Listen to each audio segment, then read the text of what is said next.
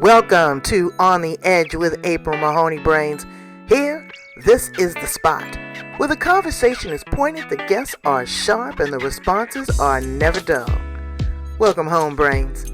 There's only one requirement to hang out on the edge, is that you open your big brain and close your small mind.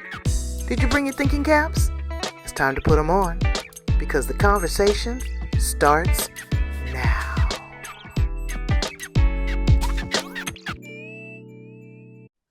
Welcome to On the Edge with April Mahoney Brains. You're back at the spot, the location, the place where the conversations are pointed, the guests are sharp, the responses are never dull. Returning to the show is a wonderful doctor, Dr. Ruchi Mishra Sharma.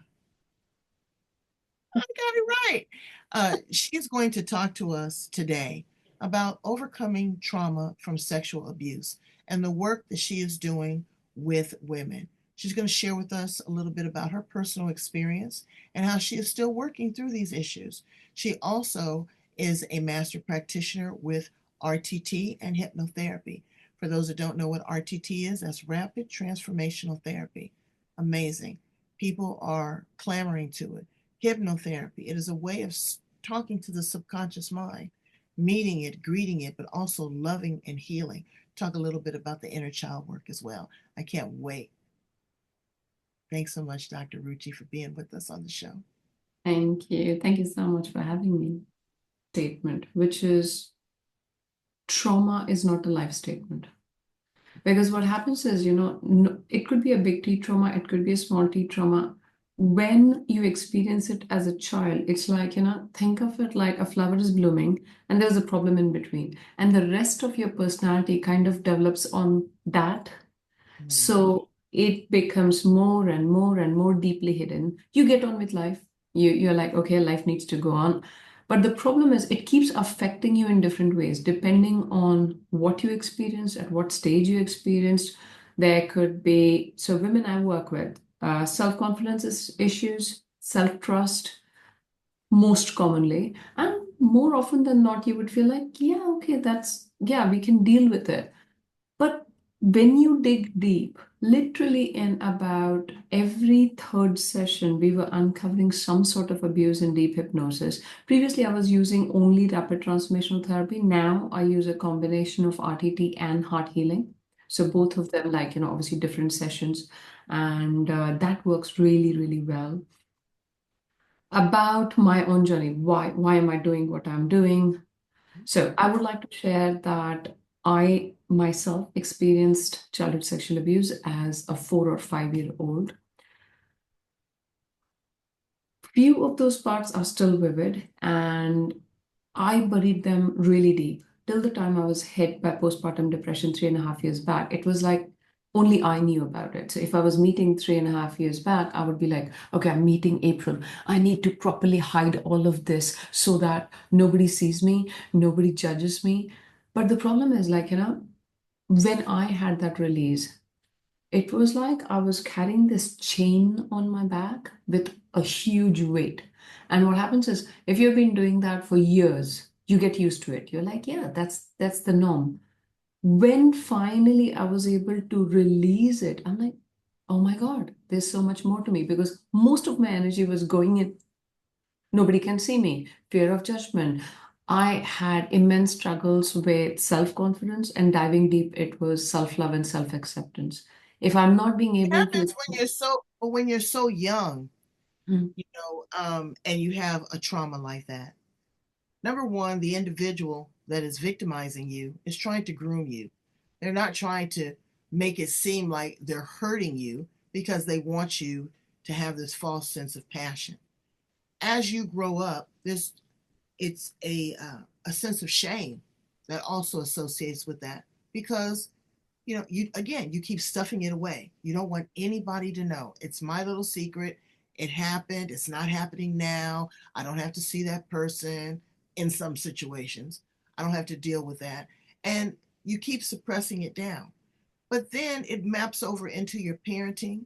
It maps over into finding your own love relationships, your own acceptance and sexuality as a woman or as a man, there's a lot of men that get violated too.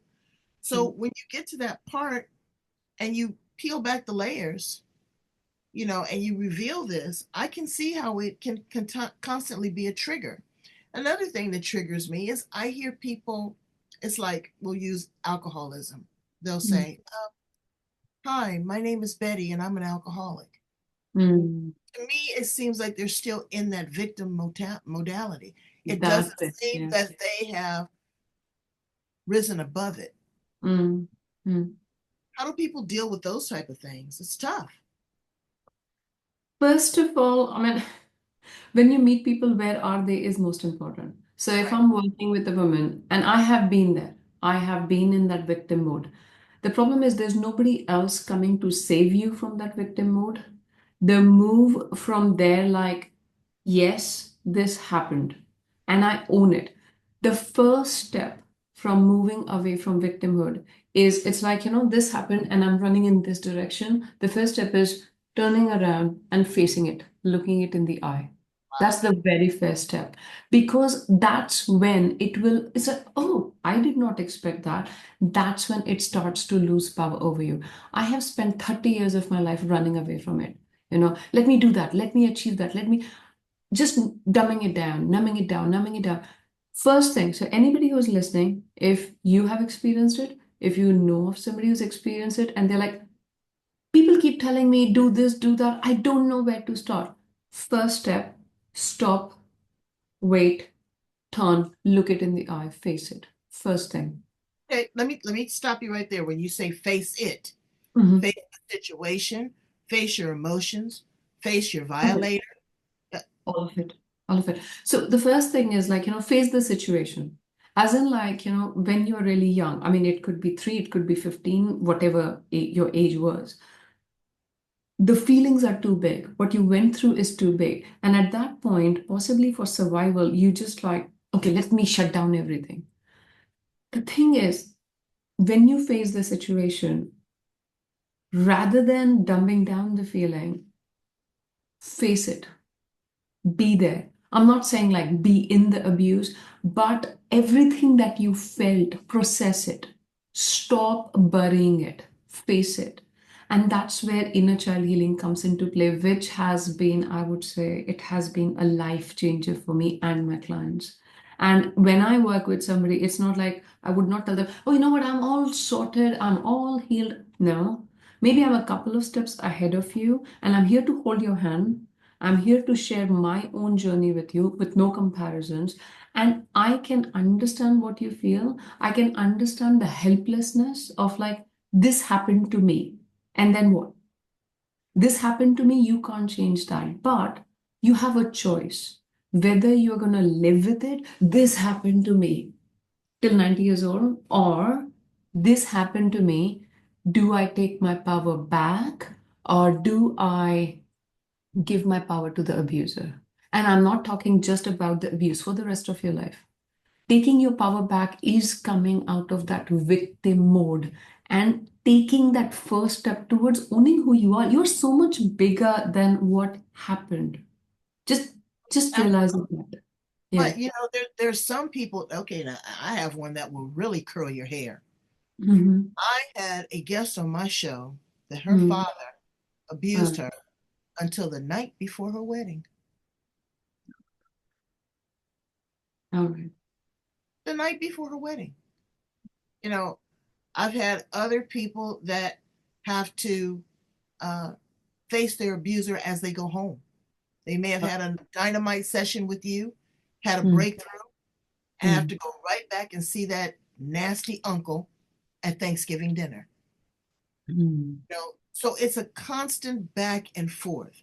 There are people that self-medicate. There are Mm. people that die at the hands of suicide because of this.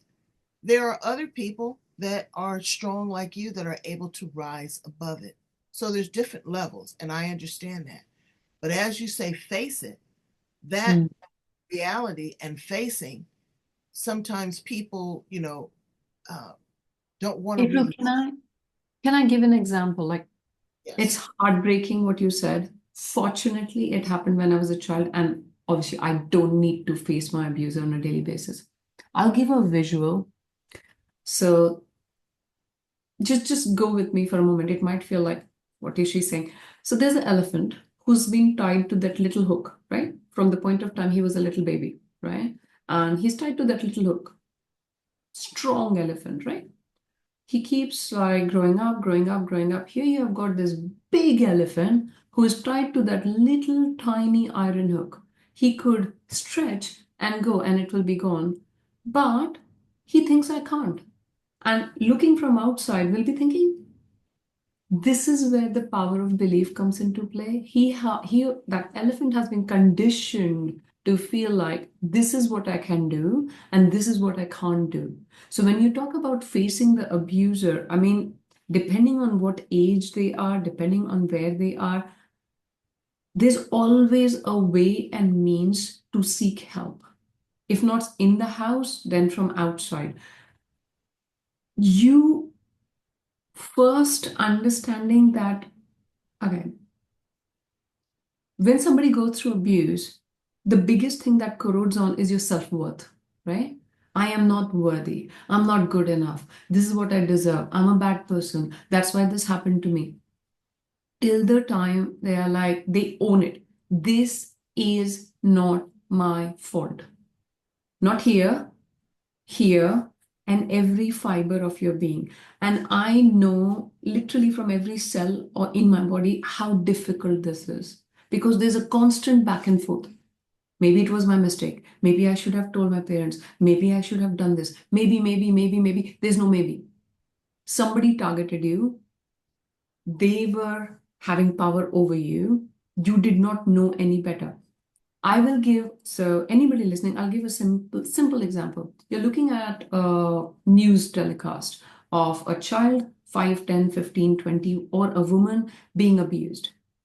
Would you, and you look at the whole story as an observer, as somebody who's just watched, would you ever feel that they were at fault? That it was their mistake? You never would, right? But unfortunately, when you are the victim, it's my fault. I did this wrong. This rising above it is the biggest struggle. Once you're able to do that, trust me, you'll be able to face that abuser. You'll be able to find your place. They are Well, a lot thinking, of times the abuser has prepped you to mm, say, don't tell. If you do, these are the consequences of your mm, action.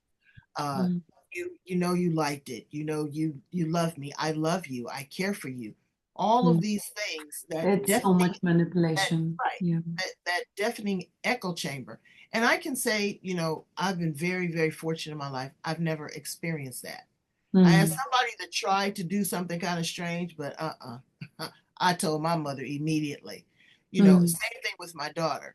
I we had a neighbor that I really thought was a predator, and I yeah. said, under no circumstances do you Mm, go over there.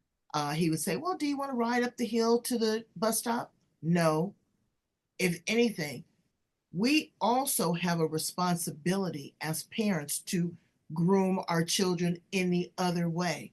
You don't exactly. have to talk to them and say, hey, did somebody touch you? Because at a certain point, you've got a little fellow. At a certain point, you're going to catch him masturbating. If you Mm, don't know how the unit works, oh, wow, look at this thing. You're not going to understand.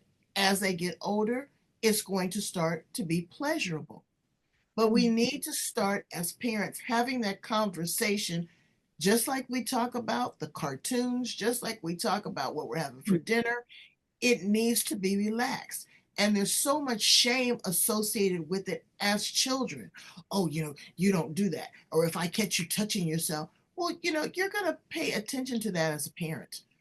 If you're mm, seeing something way out, if you're seeing something constant, if you're smelling certain things, if you see that they're violating other people, if they're using manipulatives, right, you take it to the next level. But sexuality is a normal conversation. Sex is the most beautiful thing that God ever created. And if we as parents mm, try to eliminate that shame from our daughters, I don't think mm, that they would be that promiscuous. My daughter, I told her, I'll tell you something, it was awful.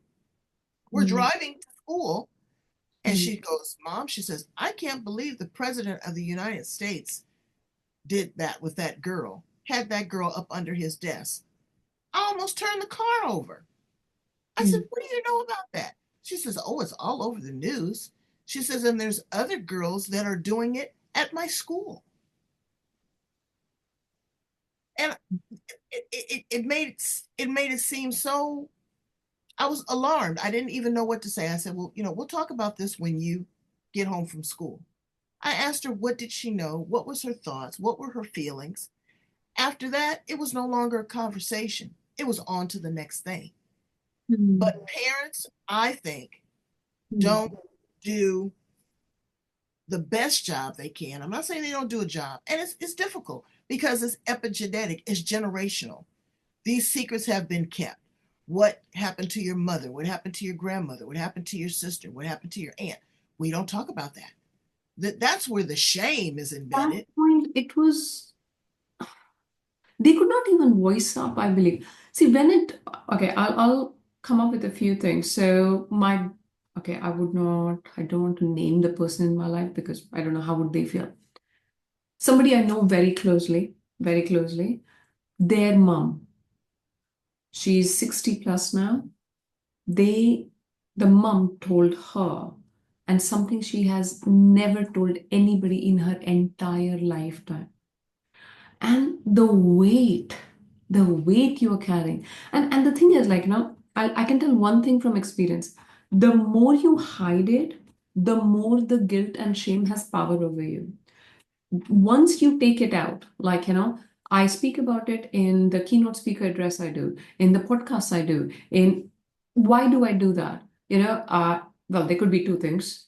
Okay, there was a time I was like, will somebody feel that I'm trying to gain attention?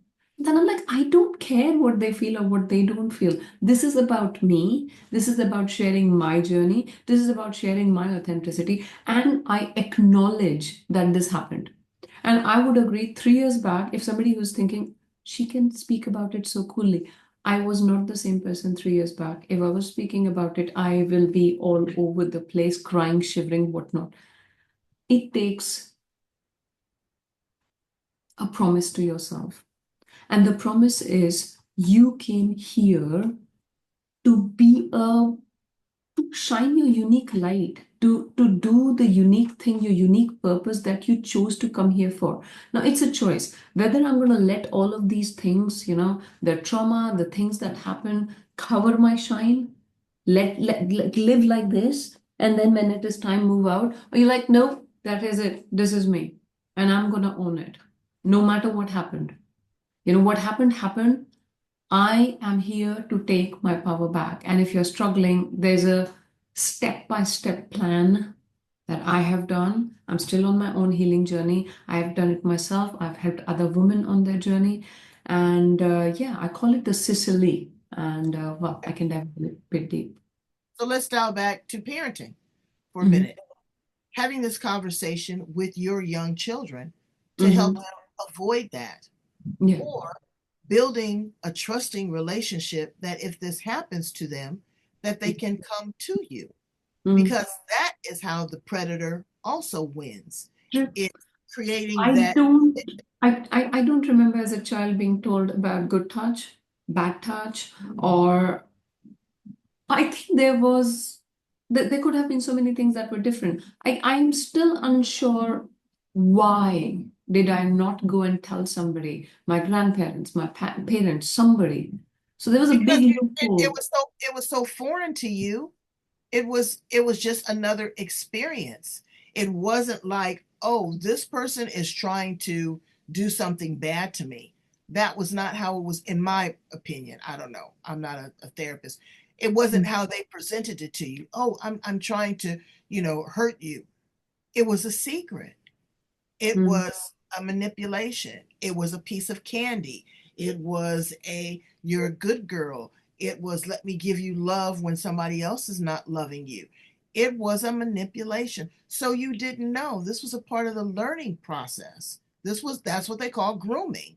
What you have pointed out is so important, April, because this, this is where inner child healing comes into play.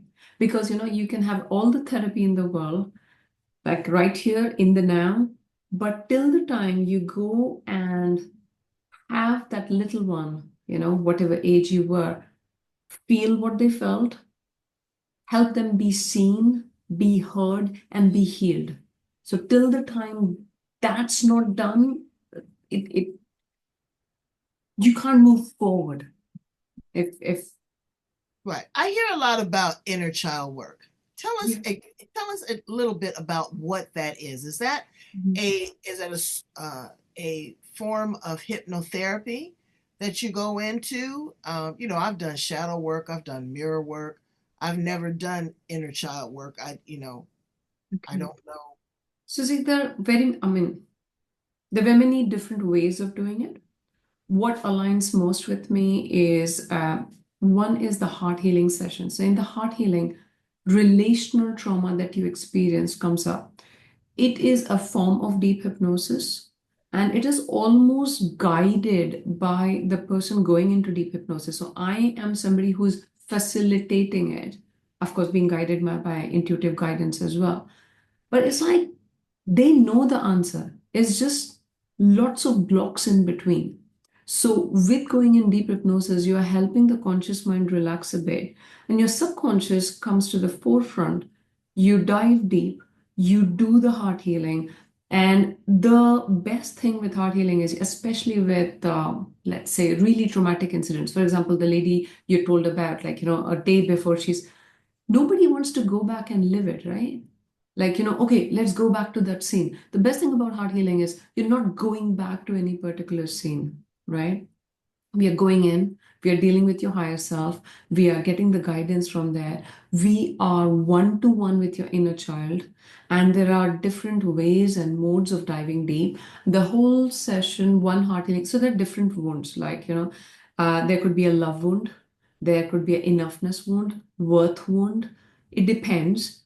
So normally I start with the enoughness wound, and then, depending on where that person is, you can move forward. So, Are they using like for the lack of a better term, manipulatives or neurolinguistic programming to help them rewrite this? mhm. Are they rewriting what has transpired to them? Are they recreating it in a different way? Because there's different, therapy treatments that I've heard of that people will Mhm. go in and they'll get. It's like someone that has post-traumatic stress disorder. Mhm.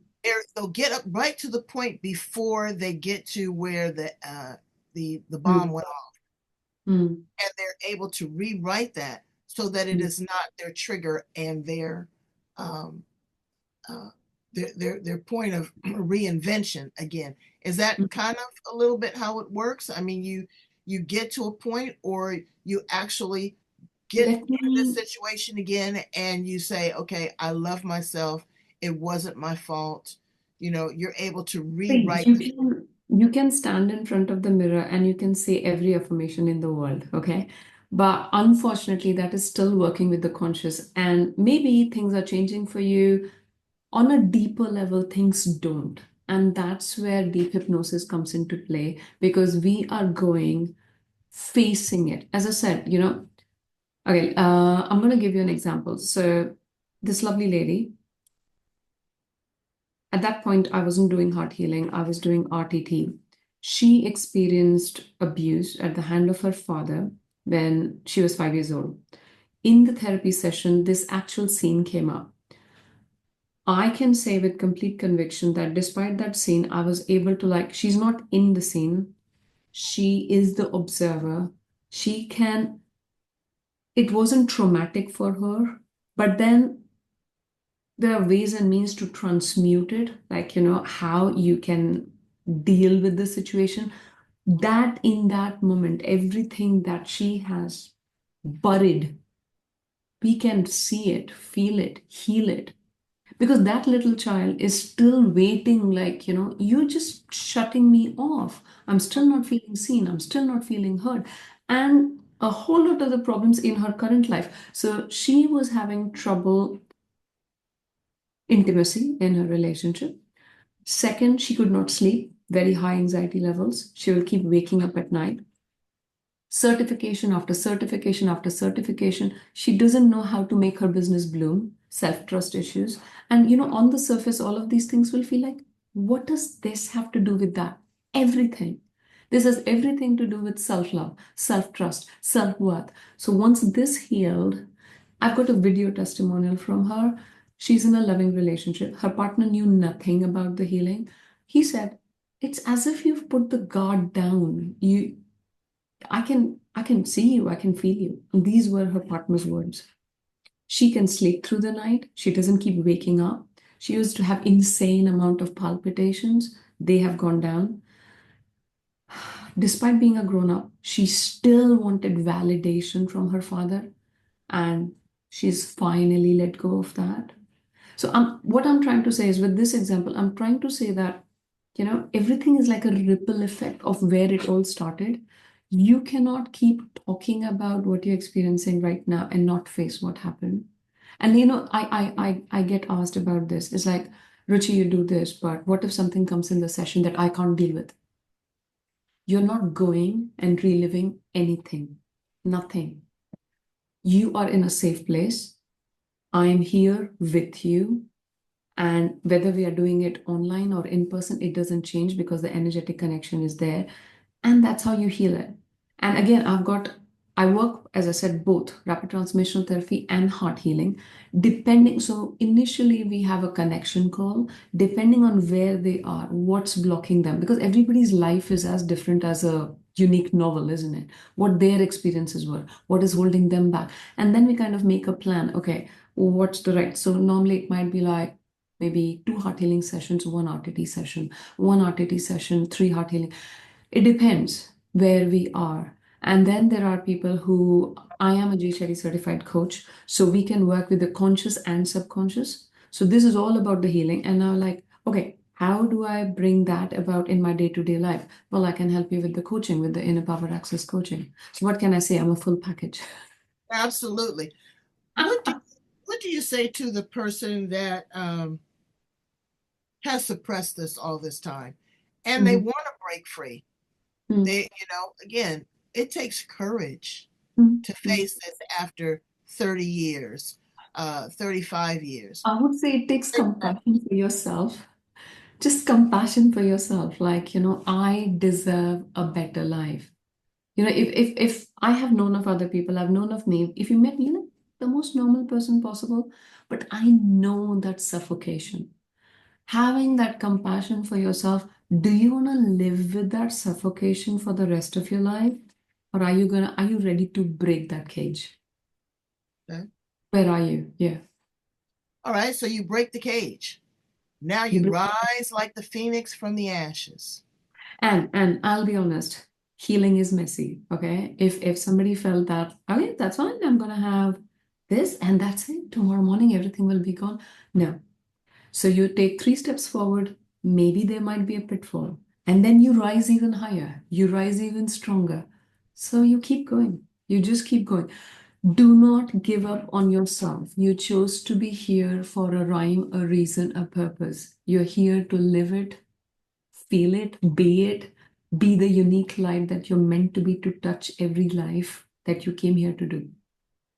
So when you align with that yes, that happened, I own it, I see it, and I am not dismissing it. So there's two different things. I have come across clients, okay, Ruchi, can you just make it go away?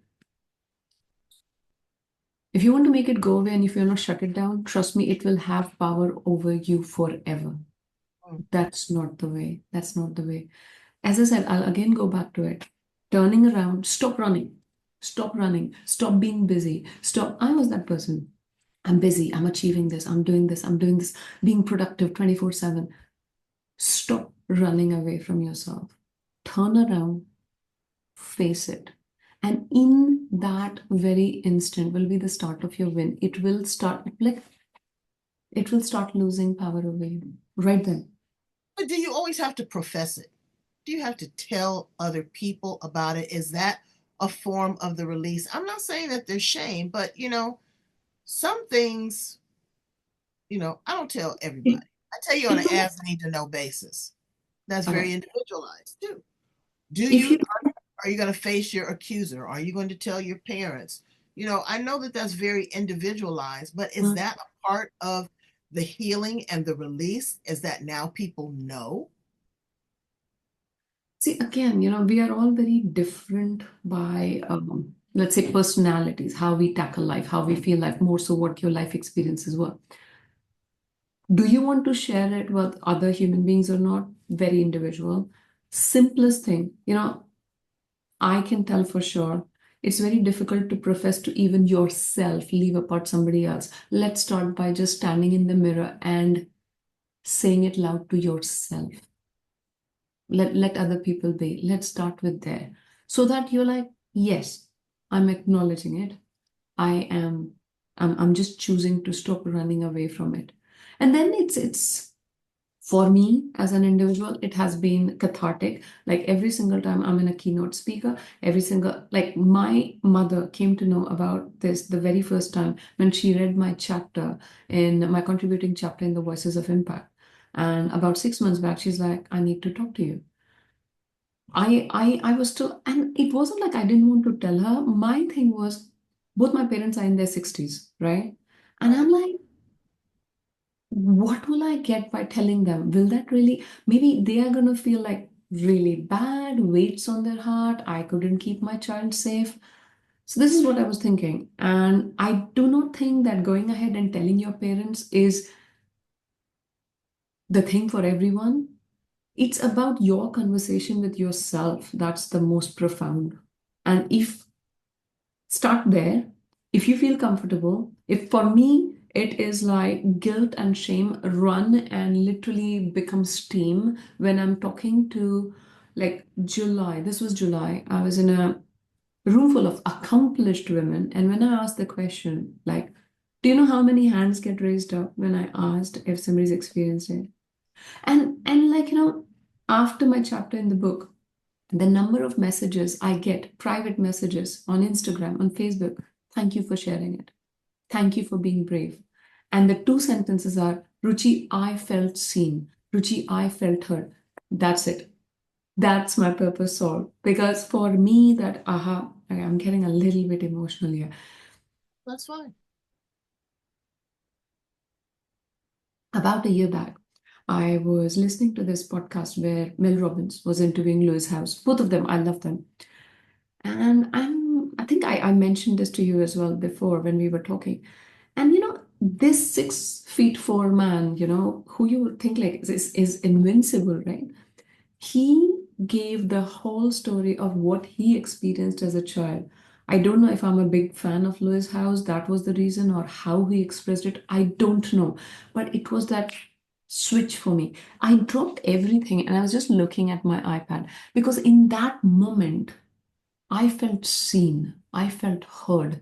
And that is the moment I was like, I want to be this person for some other Ruchi who is not feeling seen and heard yet.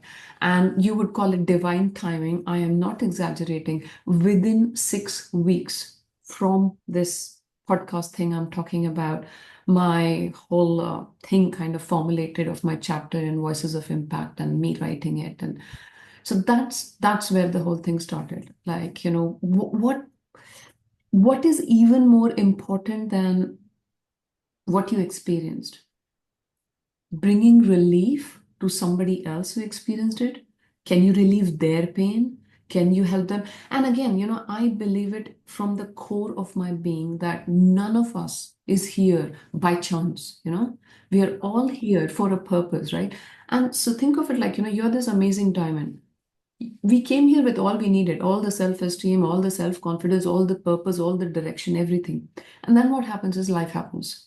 Trauma happens, conditioning happens, limiting belief happens, variable from person to person. What I really do is, women I work with, they already have got what it takes. All I'm doing is I'm helping taking off these layers.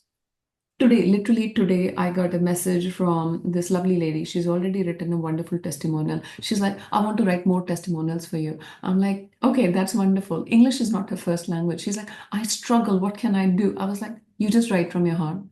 Just Mhm. write from your heart. So And that's you what I know, said. and some things are they're harder for others because there is a religious doctrine that's associated with it. There's a cultural suppression Yeah. that's attached to it. There is a cultural dominance. Some Mhm. things we just don't talk about. No, no. Um, We are a good family. We are a good family. These you're things the good don't. family, and you're the good girl, and you don't talk about we don't talk about these things. Yeah. That that's another layer of complication for individuals. So again, you as Ruchi says, you got to be true to yourself. Mm-hmm. It's not about others Mm-hmm. because this will hinder your ability to thrust forward with finding a Anything. loving Yeah. relationship, creating a great business, being a parent, being free, being free of this. Again, it's not your fault that someone violated you. No. What you have to do is you have to get it under control because let's not be naive. Women are predators too. Mm. True, true. Now, I had a brother, and I can speak to this now that passed away. And he told me how this older woman, much older woman, he would go down to her house. And of course, she would provide treats and this, that, and the other. And it was horrible because he told me, he says, I can still smell her scent to this day. He died in his 70s. And he was a raging alcoholic. He was a narcissist. I believe that that was a contributing factor to his mentality. He was a womanizer. He was a woman abuser, Mm-hmm. a brilliant entertainer, a brilliant entertainer. But he was also victimized by Mm-hmm. men at that point. So now his sexuality came into play. Mm-hmm. So it can be so many other complications outside of just releasing that one thing. But Yeah. if you work with someone like Mm-hmm. Dr. Ruchi that can actually help you identify, be seen, be heard, be loved, take care of yourself, Mm-hmm. that is again the foundation for building success. April, I wanted to mention something. I have created this beautiful inner child healing meditation, and I would love to give that as a free gift for Oh all our wow. viewers.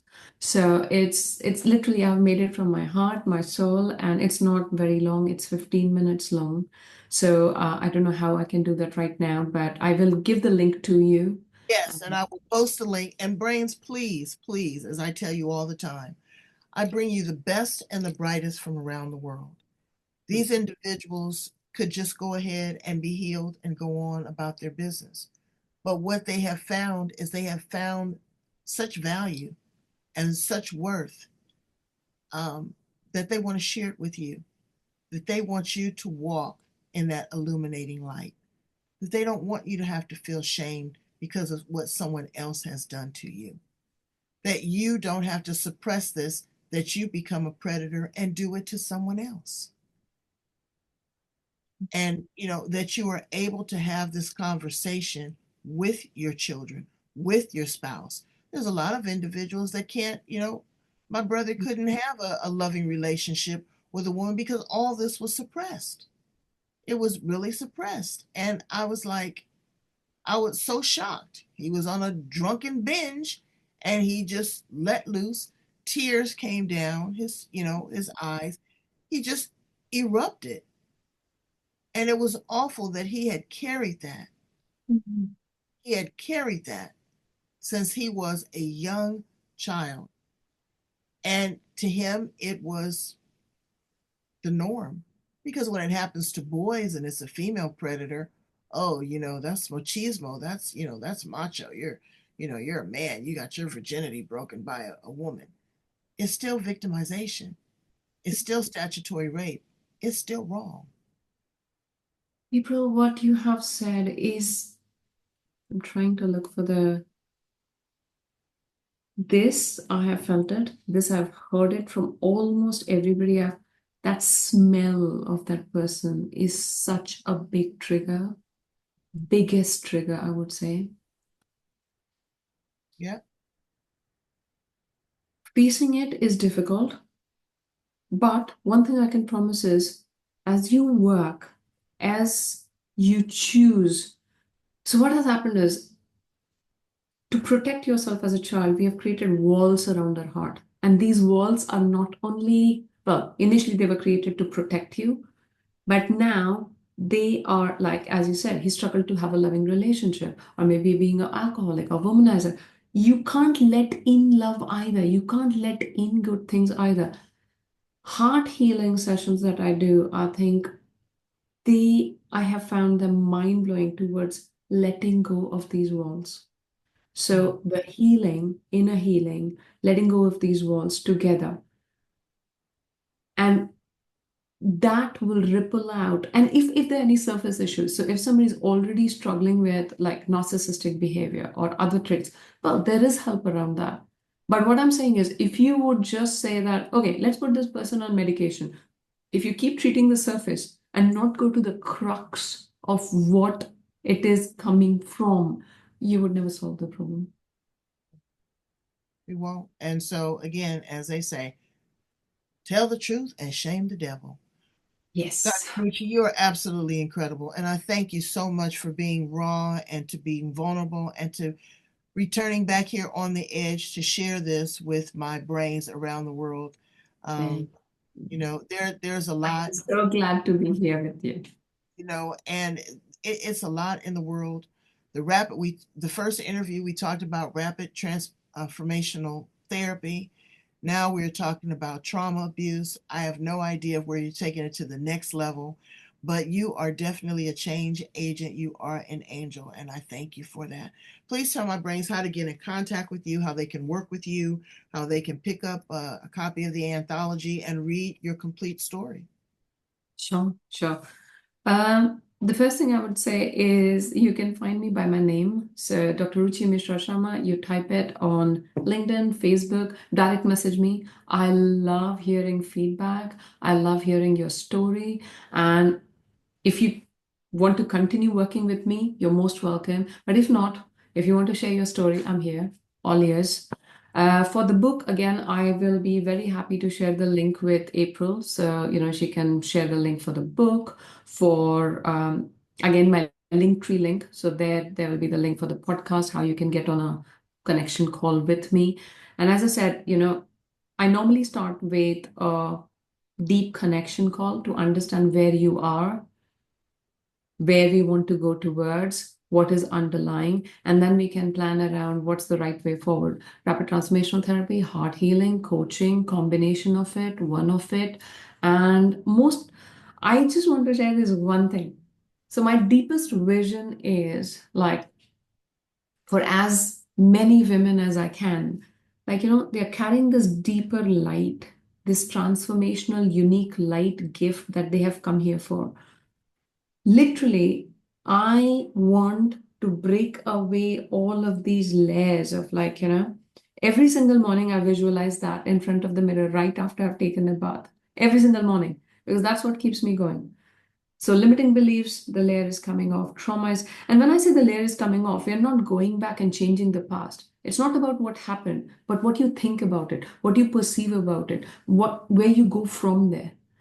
And as you keep healing with the heart healing, with RTT, there's a whole lot of, I could not even go to the Sicily. So maybe another time, if April calls me again, I'll go into the teaching deep. Absolutely. So basically, that inner light coming forward. Now, think of a world where every single human being is aligned to the core of them, following their deepest calling, living a fulfilling life. What would the world look like?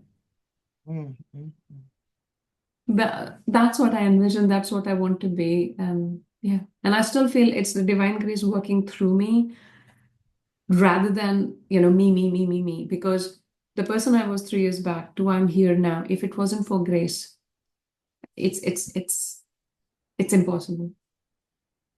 So there's some more exciting news. You are writing your own book. Tell us a little bit about that and what's going to be inside the pages of the book. What can I say? The book is done. The first draft is done. Today morning, 4 o'clock, I finalized the publishing deal with my dream publisher, and my book is going to be out in May. And I will be launching it in Paris because in May, I'm speaking in Paris. So that's where I'll be having my copies and launch. Wow. So tell us a little bit about it. What do we have to look forward to? Yes. So it is in depth about, of course, inner child healing, about how do you face the demons and still face them, but not be gripped by them, whatever they are for you. Going deep into my learnings of Sicily, so SICILE, which is self-awareness, inward healing journey, compassion, inner child healing, learning and growth, and empowerment mindset to name. But obviously, we dive deep. We don't worry, it's not all teaching, teaching, teaching. It's fun. It's understanding who you are, realigning with your purpose. And I have written it with my heart and soul for every single woman who has ever experienced any sort of abuse, small t trauma, big T trauma, not only as a child, but any time in their life. And the gist is trauma is not a life statement, there's life beyond it. And you are here to access your power, own back your power, own your power back. So that is what it is all about. And that is powerful. Thank you. No, what timing? Like literally today morning, 4 o'clock. I did not know till today morning that it's going to be like out in May. So yeah. That's wonderful. Well, Grace has shined his light. Brains, I need you to go in, love, like, share, and subscribe. Remember, we are moving from Blog Talk to Spreaker. All of the information that you need as far as how to contact Dr. Ruchi will be provided for you. We'll provide the links. Go in, do the discovery call. You don't know what you don't know. This might be an opportunity for a breakthrough, the breakthrough that you've been waiting for. Don't be like my brother and die miserable, unhappy, alcoholic, suppressed, mean, because you were not able, willing to release that. Okay? Please, I beseech you. Here's the address. Go in and listen to other edgy conversations. Love, like, share, and subscribe. Thank you, Dr. Ruchi. I always enjoy having you here on the show. Thank you so much. And thank you so much for waking up at 2 o'clock to interview me. So that's, thank you.